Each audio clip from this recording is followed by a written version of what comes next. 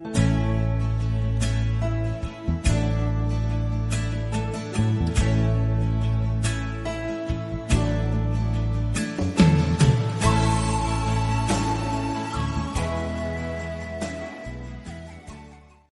buenos días, queridos hermanos de la Iglesia Nueva Vida.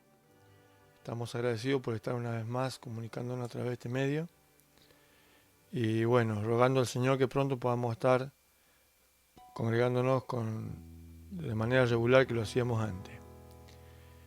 Así que voy a invitarles en esta mañana a leer nuestras Biblias en la segunda carta de San Pablo a Timoteo, capítulo número 4, versículo del 9 al 11. Y allí vamos a leer la palabra del Señor. El mensaje de hoy se llama Sacrificios versus placer. Dice así la palabra del Señor. Procura venir pronto a verme, porque Demas me ha desamparado, amando este mundo, y se ha ido a Tesalónica. Crescente fue a Galacia y Tito a Dalmacia. Solo Lucas está conmigo. Toma a Marcos y tráele contigo, porque me es útil para el ministerio. Bien. Esta carta que Pablo escribe a Timoteo fue escrita desde la cárcel.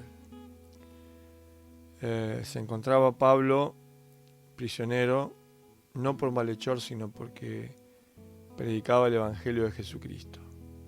Y por esto no solamente fue preso, sino que también entregó su vida. Todos los hermanos hemos sido llamados por el Señor Jesucristo a seguir sus pisadas. Pablo lo entendía perfectamente bien, Pedro lo entendía. Y Pedro decía en la primera carta de Pedro, en el capítulo 2, versículo 21, allí escribía la carta en un contexto de gran persecución, y él decía lo siguiente: si sufrimos por causa de lo mal que nos comportamos, pues ¿qué mérito hay en ello? Pero si haciendo lo bueno sufrimos, esto, dice, es aprobado por Dios. Así que nos damos cuenta que en la Biblia el sufrimiento es algo común y característico de la vida cristiana. ¿Por qué es esto así? Porque vivimos en un mundo que es hostil para la fe, lo hemos dicho muchas veces esto. Entonces, ser verdaderos hijos de Dios, ser verdaderos creyentes en Jesucristo, nos va a traer una innumerable cantidad de situaciones y problemas, y en muchas ocasiones padecimiento también. Así que esto va a implicar un gran desafío para nosotros, particularmente porque vivimos en este mundo, un mundo que está lleno de obstáculos para que la fe verdadera pueda nacer y generarse en nuestro corazón, pero a eso estamos llamados a vencer.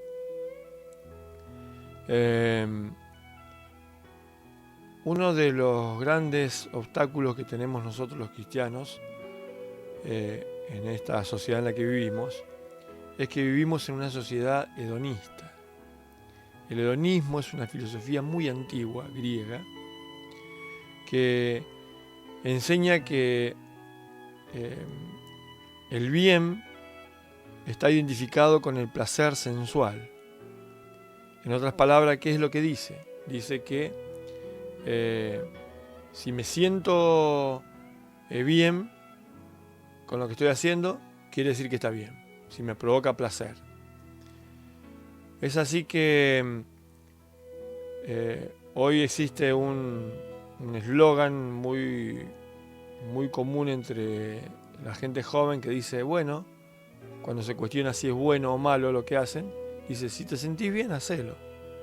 Bajo esa consigna muchos se drogan porque se sienten bien y creen que está bien.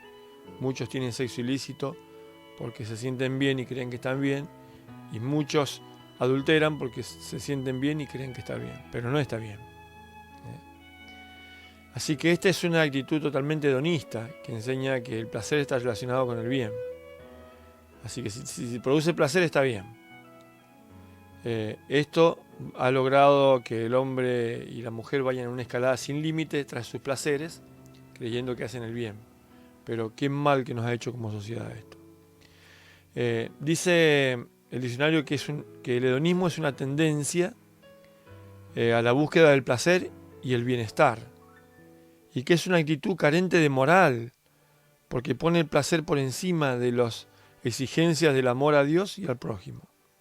Así que en otras palabras, es una filosofía totalmente antropocéntrica, centrada en los placeres y los deseos humanos. Y así es como nos conducimos en la sociedad en la que vivimos. Todo está diseñado para satisfacer placenteramente al hombre y a la mujer. Pero bueno, usted dirá, pero pastor, somos nosotros cristianos, ¿qué tiene que ver esto con nosotros? Déjeme decirle algo, el hedonismo ha permeado la iglesia. Hay hermanos que asisten a la congregación solamente para sentirse bien. Dicen, yo vengo acá porque me siento bien. Yo escucho la palabra porque me siento bien. Soy evangélico porque me siento bien. Y el día que se sienten mal, o siguen a Cristo porque les va bien. Y el día que les vaya mal. En la Biblia hay muchos ejemplos. Por ejemplo, el caso de Demas, el que leímos. Demas, Pablo le decía a Timoteo, ven pronto a verme porque Demas me ha desamparado. Y entonces, dice allí en 2 Timoteo 4:10 que Demas había desamparado. Dice, dejándolo y amando al mundo, dice. En las cartas de Colosenses y Filipenses, Demas aparece en la lista de colaboradores de Pablo, junto a Lucas y junto a varios hermanos más. Pero bueno, la pregunta es, ¿qué le pasó a Demas? Bueno, posiblemente Demas, magnetizado con la personalidad de Pablo y con su temeraria obra y con sus aventureros viajes para predicar el Evangelio, fue como un imán para Demas. Y pensó que era una buena ocasión para pasarla bien y tener algunas experiencias. Pero, claro, le siguió tratando de ser su discípulo, pero cuando se encuentra cuando descubre el verdadero precio que Pablo estaba pagando por predicar el Evangelio, que en esta ocasión estaba ya en la cárcel y estaba padeciendo azote y todo lo demás, Demas le dejó, le abandonó. Porque en otras palabras, como dicen los chicos hoy, no le pintó.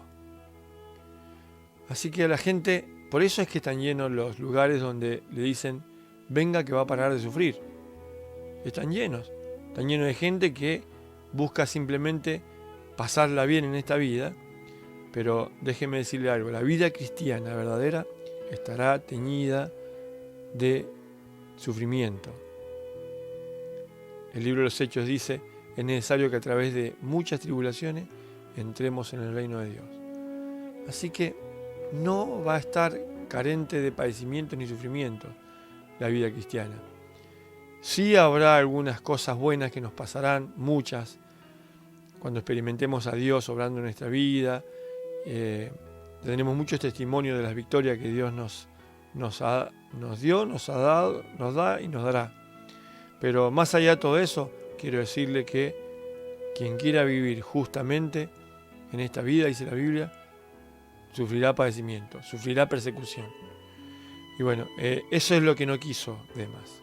Así que le afectó su vida. Hay que entenderlo desde este punto de vista. Demas llegó a una ciudad acompañando a Pablo, una ciudad enorme, la más grande que existía en ese tiempo, que era Roma. Y claro, imagínense una ciudad grande, un hombre solo, los placeres de la vida, las conexiones, las atracciones, no pudo con esa presión y dejó a Pablo, lo abandonó, dejó la fe en Jesucristo. Y esto hace mucha gente en la iglesia. Cuando cree haber empezado el camino y cree estar todo bien, apenas aparecen algunos placeres temporales de esta vida, corren tras ello. Y cuando apenas encuentran algunos problemas, algunos obstáculos, algunos escollos en el camino del Señor, vuelven atrás y prefieren los placeres de esta vida. Pero bueno, esperemos que no sea así entre nosotros, que nos preparemos para enfrentar todos los desafíos, porque a veces volvemos a hacer cosas que antes ya no hacíamos. Volvemos atrás en muchos sentidos. Volvemos a los placeres que habíamos dejado, esos placeres que no nos hicieron bien en la vida. Gálatas le dice a los hermanos, si las cosas que destruí, las mismas vuelvo a edificar, transgresor me hago. Porque Pablo se encontraba con el problema de los hermanos de Galacia, que habían empezado bien y habían dejado un montón de cosas. Habían dejado los vicios, habían dejado las malas juntas, habían dejado los malos hábitos, pero sin embargo poco a poco fueron retornando esas cosas y volvieron atrás. Y Pablo les dijo: ¿quién os fascinó, Gálatas insensatos, para que empezando por el Espíritu terminen por la carne? Entonces es un gran peligro no estar atentos a la batalla de este mundo, a estas filosofías hedonistas que tratan de invadirnos y hacer que nos alejemos de la presencia misma del Señor Jesucristo. Pero quiera Dios que esta palabra sirva para que nos volvamos al Señor con todo el corazón. Bueno, la otra palabra que dijimos, placer versus sacrificio. Empezamos por el placer, pero ahora vamos a hablar un poquito del sacrificio. ¿Qué es el sacrificio? Bueno, dice el diccionario que es una ofrenda hecha a una divinidad. Es verdad. Pero también dice que es el esfuerzo que una persona se impone a sí misma para merecer algo. Dice, para beneficio propio o para beneficiar a alguien. Así que allí está relacionado un poquito más con la vida cristiana. Porque el sacrificio, estamos llamados a sacrificarnos para otros, por el bien de otros. Y dice también que es ofrecer la vida, es el sacrificio. Bueno, de esto se trata la vida cristiana, de entregarle la vida al Señor, ofrecer nuestra vida. Pablo le escribía a los romanos en el capítulo 12, versículo 1, y le decía estas palabras. Vamos a leerla. Y le decía lo siguiente. Romanos capítulo 12, 1. Decía así. Os ruego dice, así que hermano, os ruego por la misericordia de Dios que presentéis vuestros cuerpos en sacrificio vivo, santo y agradable a Dios, que es vuestro culto racional. Así que le decía a los hermanos, presenten sus cuerpos en sacrificio vivo. Una entrega total de la vida al Señor. Dice, esto es delante del Señor, dice, entreguen sus cuerpos en sacrificio vivo, un sacrificio que sea santo, dice, un sacrificio que sea agradable a Dios, porque a veces hacemos sacrificios que no le agradan a Dios. Nos sacrificamos, nos esforzamos, hacemos esto, hacemos lo otro, pero lo hacemos con un corazón incorrecto y eso no agrada a Dios. No lo hacemos en santidad y eso no agrada a Dios por más sacrificio que hagamos. Así que decía, presenten sus cuerpos en sacrificio vivo, santo, agradable a Dios, que es vuestro culto racional. Así que es un culto que ofrecemos a Dios, sacrificándonos personalmente por Él, por su obra, por su propósito. Dice, y lo hacemos racionalmente, no es que entramos en un trance, y me entrego al Señor, porque no. Tengo que razonar si es que quiero entregarle mi vida al Señor y ofrecer mi vida en sacrificio vivo. Esto se trata de perder la vida. Pablo decía, ya no vivo yo, mas Cristo vive en mí. Y Jesús dijo, el que quiera ganar su vida la perderá, pero el que pierda su vida por causa de mí la ganará. Así que se trata de perder para ganar aquí. Entonces, vamos a un ejemplo bíblico de sacrificio. Lucas pagó el precio. Le decía Pablo a Timoteo, dice, Demas me ha dejado, pero dice, Lucas está conmigo. Dice, Lucas está conmigo. Entonces dice, fíjense lo que dice, solo Lucas está conmigo. Así que Lucas, fíjense, un médico, él sirvió a Pablo en el ministerio siempre. Bien podría haber ejercido su profesión y haberse vuelto rico ejerciendo su profesión, pero él se dio cuenta que había sido llamado para servir a Dios. Así que dice que no lo dejó, se sacrificó. Así que podría haber ejercido y podría haberse hecho adinerado, pero dejó su vida, la entregó. Lucas. Qué ejemplo, ¿no? Y hay un hombre que me impacta a mí, que no es muy conocido, un hombre llamado Aristarco. Aristarco dice en el capítulo 27 del libro de los Hechos, que cuando Pablo fue condenado, él apeló al juicio romano, así que apeló ir a ser enjuiciado ante el César. Y bueno, lo transportaron en un barco, y para que Pablo no fuera solo, porque era un hombre enfermizo, no solamente le acompañaba Lucas, sino que también le quiso acompañar un hermano llamado Aristarco. Aristarco, para ir en el barco que fue Pablo, tuvo que hacerse esclavo. Porque si los ciudadanos romanos, como era Pablo, podían llevar un esclavo. Así que se hizo esclavo. ¿Quién de nosotros quiere hacerse esclavo por sacrificarse, por servir a alguien? ¿Quién? Si le queremos pasar lo mejor posible. No, sacrificio no. ¿Yo esclavo de alguien? ¿Para qué? Pero estamos llamados para servirnos. Alguien dijo que el que sirve para vivir, el que no sirve, no vive para servir, no sirve para vivir. Pero bueno, al servicio hemos sido llamados, al sacrificio. En ello está la grandeza del hombre. Así que Aristarco se ofreció como esclavo para poder ir en ese barco. Y dice la Biblia que Pablo dijo, Aristarco, compañero de prisiones. Así que hasta la cárcel fue. Él nunca fue condenado, pero sin embargo fue a la cárcel con Pablo. Fíjense, Lucas se sacrificó a un riesgo de quedar preso cada vez que iba a visitar a Pablo. Esos son verdaderos hermanos. Se sacrifican los unos por los otros. Pero bueno, para concluir, hermanos, dice el texto que leímos, luego de que Pablo dice, solo Lucas está conmigo, le hace un pedido Pablo a Timoteo y le dice lo siguiente. Le dice así, toma a Marcos y tráele contigo, porque me es útil para el ministerio. ¿Quién era Marcos? Marcos era un joven que en el primer viaje misionero que Pablo hizo junto a Bernabé, seducido quizás por la aventura del viaje y todo lo demás, fue como ayudante de los siervos de Dios. Y a medio camino dejó todo tirado y los dejó. No se aguantó la presión. ¿Qué fue lo que le pasó? La desilusión, el desencanto de que no era lo que pensaba, las expectativas que tuvo no eran las que le ofrecía el camino, y él pensaba que le iba a pasar bien y la comenzó a pasar mal. Cuando vio que a Pablo lo apedrearon, que no lo recibían, que no lo atendían bien, que lo perseguían, dijo, no, esto no para mí, y se fue. Los dejó. Como así mucha gente deja todo cuando sufre la primera persecución. Pero, ¿qué pasó con Juan Marco? Dice que en el capítulo Hechos 13 se apartó de ellos, 13:13. Pero después dice que en el capítulo 15, luego que habían vuelto Pablo y Bernabé del viaje misionero, pasado un tiempo le dijo Bernabé a Pablo, ¿qué te parece si vamos a ver los hermanos que predicamos en el primer viaje y los confirmamos? Bueno, dice Pablo. Entonces tiene una idea Bernabé y le dice, ¿qué te parece si llevamos a Marcos de nuevo? Y se enojó mucho Pablo y dice, no lo vamos a llevar, porque ya nos dejó y nos va a volver a dejar. ¿Para qué sirve? Y lo descartó, no quiso. Allí surge la gran diferencia entre Pablo y Bernabé. Entonces Bernabé se queda con Juan Marco y se van en un viaje hacia otro lugar, y Pablo se va con otro hermano a hacer su segundo viaje misionero. Pero, ¿por qué menciono esto?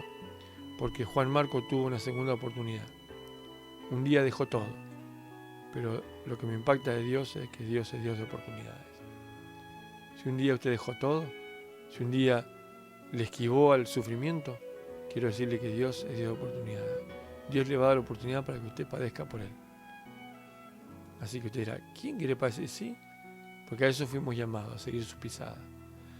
Entonces, nosotros estamos llamados a ser valientes, llevar el Evangelio más allá de todas las cosas que nos acontezcan.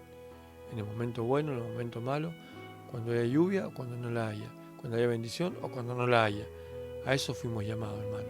Así que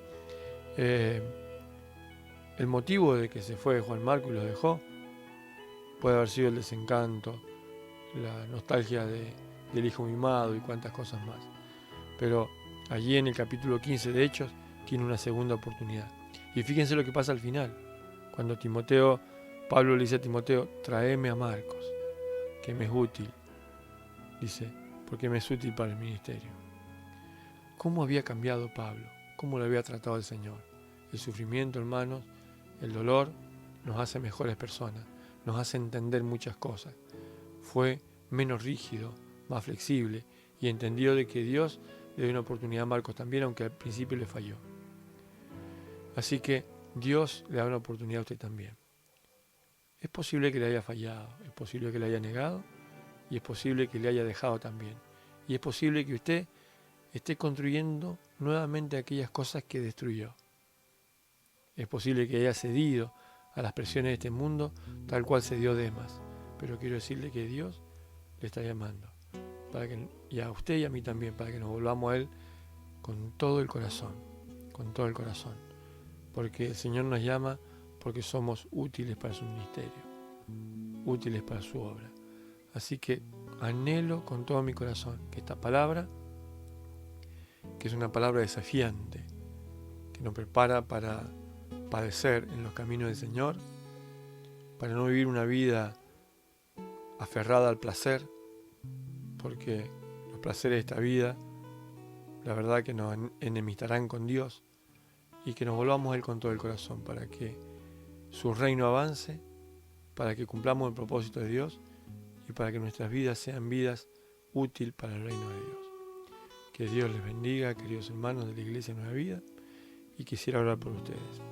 Señor, muchas gracias por este tiempo y por cada uno de los hermanos que hoy se han dispuesto a escuchar tu palabra.